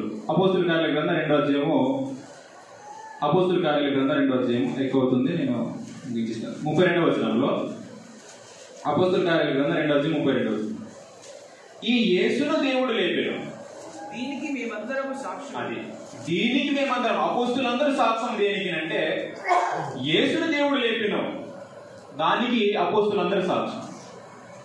కాబట్టి బాప్తిసం తీసుకునేటప్పుడు ఏమని విశ్వసించాలో యేసు ప్రభువును ప్రతి ఒక్కరు కూడా గుర్తించాలి. లేదనుకో బాప్తిసం ఇచ్చేవానికి అభ్యంతర కారణం అవుతుంది. బాప్తిసం ఇచ్చే వ్యక్తికి అభ్యంతర కారణం అన్నది ఉండకుండా ఉండాలి అంటే విశ్వాస క్రమం అన్నది పర్ఫెక్ట్గా ఉండాలి. నపుంసకుడు సువార్తను గురించి విన్నాడు. విన్న తర్వాత ఫిలిప్పును ఇదిగో నీళ్ళు నాకు బాప్తిసం ఇవ్వని అడిగాడు. అడిగితే నాకు బాప్తిసం ఇవ్వడానికి నాకు ఆటంకం ఏమైనా అంటే నాకు బాప్తిసం ఇవ్వడానికి నాకు ఆటంకం ఏమైనా ఉందా అనేసి ఈ యొక్క నపుంసకుడు ఫిలిప్పును అడిగితే ఫిలిప్ ఏమన్నాడు అంటే నీవు పూర్ణ హృదయంతో విశ్వసిస్తే నేను అభ్యంతరం లేకుండా ఇస్తాను, నువ్వేమని విశ్వసిస్తున్నావు అని అడిగాడు. అడిగితే యేసు దేవుడి కుమారుడని క్రీస్తు అని చెప్పాడు. అలా చెప్తే బాప్తిసం ఇచ్చాడు. అలా చెప్పని పక్షాన బాప్తిసం ఇవ్వకూడదు, ఇచ్చే వ్యక్తి ఇవ్వకూడదు. ఎందుకంటే అందులో అభ్యంతర కారణం అనేది ఉంటుంది. అంటే అక్కడ ఒక మాట ఉంటుంది, బాప్సం పొందడానికి ఆటంకం ఏమి అనే పదం అందులో ఉంటుంది. అంటే ఆటంకము ఇచ్చేవాడికి ఎందుకు ఉంటుంది అంటే, విశ్వాస క్రమం సరిగా లేనప్పుడు ఇచ్చేవాడు ఏమవుతాడు అంటే భయపడతాడు. ఎందుకనంటే దేవుడి పక్షాన నిలబడి దేవుని యొక్క రాజ్యంలో చేరుస్తున్న వ్యక్తి తప్పుగా చేర్చేయడనంటే ఇచ్చిన వ్యక్తికి నిత్య జీవం ఉండదు, తీసుకున్న వ్యక్తికి నిత్య జీవం ఉండదు. కాబట్టి ఈ విషయాన్ని మనసులో ఉంచుకోవాలని ఇంతవరకు నేను సాటిగా చెప్పాలని అనుకున్నాను, అయితే అర్థం కాదని ఇలా చెప్పడం జరిగింది. కాబట్టి ఈ విషయాన్ని మనసులో ఉంచుకోవాలని మన మధ్య దైవజనులు ఉన్నారు. బాక్సం గురించి పాయింట్గానే ముగించేస్తాను. ఎక్కువసేపు కూర్చున్నారు కాబట్టి నేను అర్థం చేసుకుంటున్నాను. రోమపత్రిక 6వ అధ్యాయము 3-4 వచనాలు.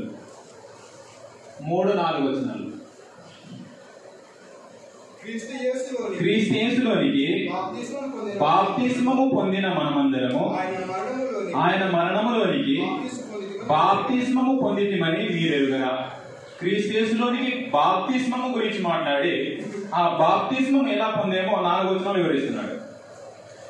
కాబట్టి తండ్రి మహిమ వలన క్రీస్తు మృతుల్లోని ఎలాగూ లేపబడినో అలాగే మనమును నూతన జీవం పొందిన వారమై నడుచుకున్నట్లు మనము బాప్తిస్మము వలన మరణములో పాలు పొందుటకై ఆయనతో కూడా.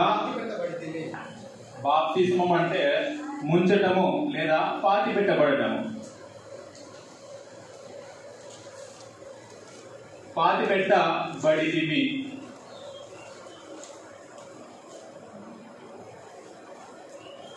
ఆయనతో కూడా పాతి పెట్టబడితిమి. ఎవరిని పాతి పెడతారు? ఎవరిని పాతి పెడతారు అంటే, భౌతికంగా ఆలోచన చేసినట్లయితే ఎవరైతే చనిపోతారో, భౌతిక సంబంధంగా ఎవరైతే ప్రాణము పోతుందో, ఎవరైతే శరీరము ప్రాణము వేరైపోయిన వాటిని పాతి పెట్టాలి. ఇక్కడ బాప్తిస్మం అంటే ఏమిటి అంటే పాతి పెట్టడం. ఎవరిని పాతి పెట్టాలి అంటే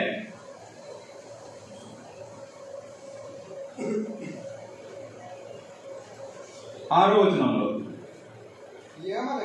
ఏమనగా మనమికను పాపములకు దాసులము కాకుండుటకు పాప శరీరము నిరర్ధమగునట్లు మన ప్రాచీన స్వభావము ఆయనతో కూడా సిలువ వేయబడినని ఎరుగుదుము.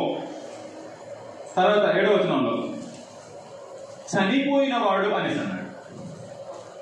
చనిపోయిన వాడు పాపముల విషయమై, చదువుదాం 7వ వచనంలో, చనిపోయిన వాడు పాప విముక్తుడని తీర్పు పొంది ఉన్నాడు. మనము క్రీస్తుతో కూడా చనిపోయిన ఎడల 7వ వచనంలో ఏమని రాయబడింది అంటే, చనిపోయిన వాడు ఎక్కడి నుంచి చనిపోయాడు అంటే పాపముల నుంచి. పాపముల కొరకు ఎవరైతే పాపముల విషయంలో లేదా పాపముల కొరకై చనిపోయిన వాడు, నేను ఇక మీదట పాపం చేయను అని ఎవరైతే నిశ్చయత కలిగి ముందుకు వస్తాడో, నేను ఇక మీదట పాపం చేయను అనేటువంటి ఆలోచన కలిగి వస్తాడో, అలా వచ్చిన వాడు చనిపోయిన వాడు. పేతురు రాసిన మొదటి పత్రిక 2వ అధ్యాయం 24వ వచనం. ఎక్కువ సమయం తీసుకోను, మీరు గ్రహించండి. మనము పాపముల విషయమై చనిపోయి, పేతురు రాసిన మొదటి పత్రిక 2వ అధ్యాయం 24వ వచనం. మనము పాపముల విషయమై చనిపోయి అంటే పాపముల విషయమై ఎవడైతే చనిపోతాడో, చనిపోయిన వాడు వచ్చి బాప్తిస్మం పొందుతాడు. బాప్తిస్మం అంటే చనిపోయిన వారికి సమాధి చేయటమే, పాతి పెట్టడమే బాప్తిస్మం. ఇది బాప్తిస్మము అంటే. ఇది బాప్తిజం అంటే. అయితే నేను ఒక విషయాన్ని నేను అనేక పాయింట్లు చెప్పవచ్చు, అయితే సమయం లేదు కాబట్టి నేను ఒక విషయాన్ని నేను మాట్లాడతాను.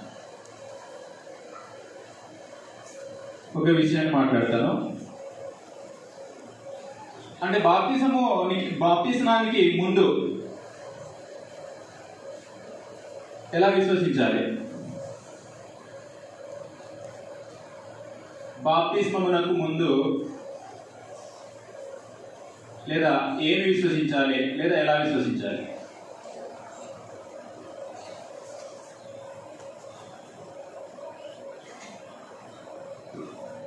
ఎలా విశ్వసించాలో నేను సందర్భాన్ని మొత్తం చదివించాను. నేను డైరెక్ట్గా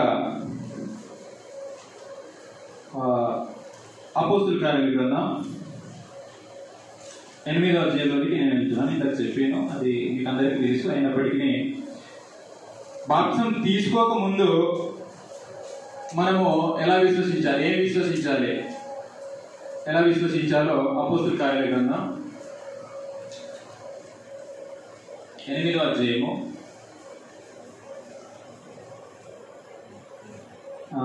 మనము 35, 36, 37 వచనాలు, 35 నుంచి 37 వచనం వరకు. అందుకు ఫిలిప్పు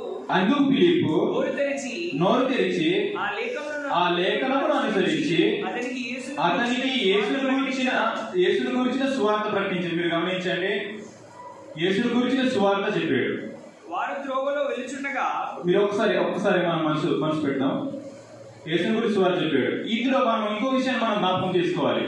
మార్కు సువార్త 16 వచనాల్లో, మరియు మీరు సర్వలోకమునకు వెళ్ళి సర్వ సృష్టికి సువార్త ప్రకటించండి, నమ్మి బాప్తిసం పొందిన వాడికి. అంటే ఎవడైతే నమ్ముతాడో, నమ్మిన వ్యక్తి బాప్తిసం పొందాలి. నమ్మిన వ్యక్తి, సువార్త నమ్మిన వ్యక్తి బాప్తిసం పొందాలి. అది ఖచ్చితమైన ఆజ్ఞ.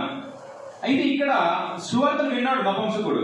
విన్న తర్వాత 36వ వచనంలో, వారు త్రోవలో వెలుచుండగా నీళ్లున్న ఒక చోటికి వచ్చినప్పుడు నపుంసకుడు, ఇదిగో నీళ్లు, నాకు బాప్తిస్మం ఇచ్చుటకు ఆటంకమేమని అడిగి రథము నిలిపి ఆజ్ఞాపించెను. ఇక్కడ పొందబోయేవాడు ఇచ్చే వ్యక్తికి నాకు బాప్తిస్మం ఇవ్వడానికి నీకు ఆటంకం ఏమి అని అడుగుతున్నాడు. అయితే ఈ లోకంలో రివర్స్ జరుగుతుంది. ఎలా జరుగుతుంది అంటే, తీసుకునేవాడు ఆటంకంగా ఉన్నా కానీ ఇచ్చేవాడు అతని యొక్క ఆటంకాన్ని తెలుసుకోకుండా ఇచ్చేస్తున్నాడు. అంటే మనకు అర్థం కావడానికి అనేక మంది ఫారెన్స్ నుంచి వస్తారు. వచ్చినప్పుడు అక్కడ బాప్తిస్మం అంటే ఏంటో తెలియజేయకుండా, రక్షణ అంటే ఏంటో తెలియజేయకుండా, సువార్త అంటే ఏంటో వివరించకుండా వాళ్ళు వచ్చారు కదా అని తీసుకొచ్చి బాప్తిస్మం ఇచ్చేవాళ్ళు అనేక మంది బోధకులు ఉన్నారు. అలా కాదు, ఇక్కడ బాప్తిస్మం తీసుకునే వ్యక్తి అడుగుతున్నాడు ఇచ్చే వ్యక్తిని. సువార్త అర్థమైంది, నాకు బాప్తిస్మం ఇవ్వాలి, ఇదిగో నీరు, నాకు బాప్తిస్మం ఇచ్చే. నువ్వు బాప్తిస్మం ఇవ్వడానికి ఏమైనా ఆటంకం ఏమైనా ఉందా అనేసి ప్రశ్నిస్తున్నాడు నపుంసకుడు. అప్పుడు ఫిలిప్పు ఒక విషయాన్ని వివరించాడు 37వ వచనంలో. ఫిలిప్పు, నీవు పూర్ణ హృదయంతో విశ్వసించిన యెడల పొందవచ్చునని చెప్పాడు. అతడు యేసుక్రీస్తు దేవుడి కుమారుడని విశ్వసించునని ఉత్తరమిచ్చాడు. ఇచ్చేవాడికి ఆటంకంగా ఉంటది. ఇచ్చేవాడు సరిగా ఇవ్వకపోతే దేవునితో నిలబడాలి ఒక దినాన. కాబట్టి ఇచ్చే వ్యక్తి సరైన విశ్వాసములో అతను తీసుకోకపోతే ఇచ్చే వ్యక్తికి చాలా ప్రమాదం. మనము సామెతల గ్రంథంలో మనం చూడొచ్చు, బోధించే యొక్క వ్యక్తి దేవుడు ఏం చెప్పాడో అదే చెప్పాలి. లేదనుకో దేవుడు ఒక దినాన మనల్ని నిర్దోషిగా ఎంచుతాడు అనంట. ఒకసారి ఒక వచనాన్ని చదివిస్తాను, ఎక్కువ సమయం అయిపోతుంది కాబట్టి నేను ఒక వచనాన్ని చదివించేస్తాను. సామెతల గ్రంథము 30వ అధ్యాయము 5-6 వచనాల్లో, దేవుని మాటలన్నీ పుటము వేయబడినవే, ఆయనను ఆశ్రయించే వారికి ఆయన చేయడము, ఆయన మాటతో ఏమీ చేసకము, ఆయన నిన్ను గద్దించినేమో అప్పుడు నీవు అబద్ధికుడు అవుతూ అని అన్నాడు. అంటే బోధించే వ్యక్తి ఏదైతే దేవుడు చెప్పాడో అదే చెప్పాలి. అది చెప్పకుండా మనం చెబితే దేవుడు గద్దిస్తాడు ఒక దినాన్ని, అప్పుడు అబద్ధికుడు అవుతుంది. ఇక్కడ ఫిలిప్పుకు ఏమేమి ఆటంకం అని అంటే బాప్తిసం ఇవ్వడానికి నపుంసకుడికి సరైన విశ్వాసమా కాదా? సరైన విశ్వాసం లేకపోతే బాప్తిసం అన్నది ఇవ్వకూడదు. విశ్వాసము సరైనది కాకపోతే బాప్తిసం ఇవ్వకూడదు. మనం ఇందాక చూసాము అసలు దేవుని కుమారుడు అంటే ఏంటో మనం ఇందాక చూసాము. దేవుని కుమారుడు అంటే ఎవరు అంటే రాజు అని అర్థం. ఒక చిన్న బ్యాక్గ్రౌండ్ నేను చెప్పి నేను ముగించాను. యేసు ప్రభు మన పాపాల నిమిత్తం లోకానికి వచ్చి కలవరి శిలువలో మరణించాడు. మరణిస్తే ఆయన్ను సమాధి చేసి యేసు ప్రభువును సమాధి చేశారు. సమాధి చేస్తే దేవుడు మృతుల్లో నుండి ఆయన లేపాడు. లేపిన యేసు ప్రభువును ఎంతవరకు హెచ్చించాడో మనము అర్థం కావడానికి చిన్న లింక్ యొక్క రిఫరెన్స్ మనం చదువుదాం. ఇలా చదువుకున్నాం. అపోస్తలుల కార్యాల గ్రంథం 2:32 ఈ యేసును దేవుడు లేపెను, దీనికి మేమందరం సాక్షులము అనేసి అన్నాడు. ఎక్కడి నుంచి లేపాడు? దేవుడు కుమారుడు అంటే ఏంటో మనము ఇంకా మనము క్లియర్గా అర్థం చేసుకోవడానికి అపోస్తలుల కార్యాల గ్రంథం 2:32 యేసును దేవుడు లేపాడు అంట. దేవుడు లేపాడు. లేపి ఎంతవరకు హెచ్చించాడో ఎఫెసీయులకు రాసిన పత్రిక 1వ అధ్యాయము 19వ వచనం నుంచి మనకి 23వ వచనం వరకు అక్కడ కూడా యేసును లేపి ఎంతవరకు హెచ్చించాడో ఆ సంగతి మనం చదువుతాం. ఎఫెసీ పత్రిక 1వ అధ్యాయము 20 నుంచి 19 నుంచి 20 నుంచి చదువుతాం. ఆయన బలాతిశయము చేత, ఆయన అంటే దేవుడు, ఆయన ఆ బలాతిశయము చేత క్రీస్తును మృతుల్లో నుండి లేపి సమస్తమైన ఆధిపత్యము కంటేను, అధికారము కంటేను, శక్తి కంటేను, ప్రభుత్వము కంటేను ఈ యుగమునందు మాత్రమే కాక రాబో యుగమునందు పేరు పొందిన ప్రతి నామము కంటేను ఎంతో హెచ్చుగా పరలోకమునందు ఆయనను తన కుడి ప్రాసంలో కూర్చుండబెట్టెను. ఎక్కడి నుంచి ఎక్కడి వరకు హెచ్చించాడు అంటే ఎక్కడి నుంచి ఎక్కడి వరకు?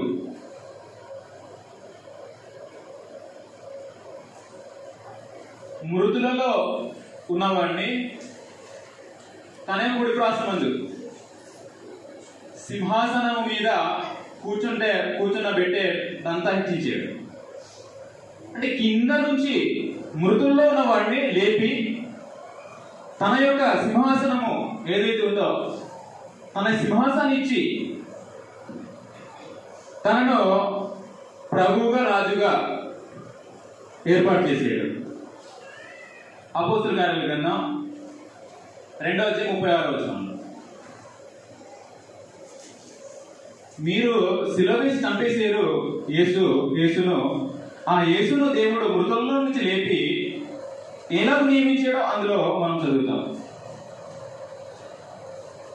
మీరు సిలువ వేసిన ఈ యేసునే దేవుడు ప్రభువుగాను క్రీస్తుగాను నియమించాడు. ప్రభువుగా ఎక్కడ ప్రభువుగా అంటే దేవుని కుడి ప్రాసమందు ప్రభువుగా, రాజుగా, ప్రభు అన్న రాజు అని ఒకటే, ప్రభువుగా నియమించాడు. ఇప్పుడు యేసుక్రీస్తును ఎలా మనం విశ్వసించాలి అంటే ప్రభువుగా. అపోస్తలుల కార్యాల గ్రంథం అందరికి తెలుసు 10:42 యేసుక్రీస్తు అందరికీ ప్రభువు అని వ్రాయబడి, యేసుక్రీస్తును ఎలా మీ హృదయమును ప్రతిష్ఠించుకోండి అని అన్నాడు అంటే పేతురు రాసిన మొదటి పత్రిక 3వ అధ్యాయము 15-16 పేతురు రాసిన మొదటి పత్రిక 3వ అధ్యాయము 15-16 నిర్మలమైన మనస్సాక్షి గలవారై మీలో ఉన్న నిరీక్షణను గూర్చి మిమ్మును హేతువు అంటే కారణం అడిగే ప్రతి వాని గురించి సాత్వికముతోను భయముతోను సమాధానం చెప్పుటకు ఎల్లప్పుడూ సిద్ధంగా ఉండి మీ హృదయములందు క్రీస్తును ఎలా ప్రతిష్ఠించుకోవాలి? ప్రభువుగా అంటే రాజుగా ప్రతిష్ఠించుకోవాలి. ఎవడైతే రాజుగా క్రీస్తును ప్రతిష్ఠించుకుంటాడో ఆ ప్రతిష్ఠించుకున్నవాడు నేను రాజుగా ప్రతిష్ఠించుకున్నానని ఒప్పుకోవాలి. ఒప్పుకుంటేనే అప్పుడు బాప్తిసం ఇవ్వాలి. అది క్రమం. రోమీయులకు రాసిన పత్రిక 10వ అధ్యాయము 9-10 వచనాలు.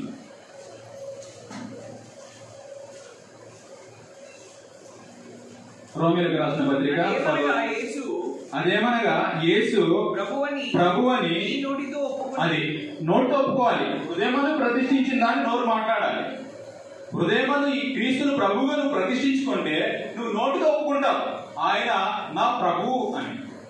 ఎప్పుడైతే నువ్వు ఒప్పుకుంటే ఏం జరుగుతుందో చదువుదాం.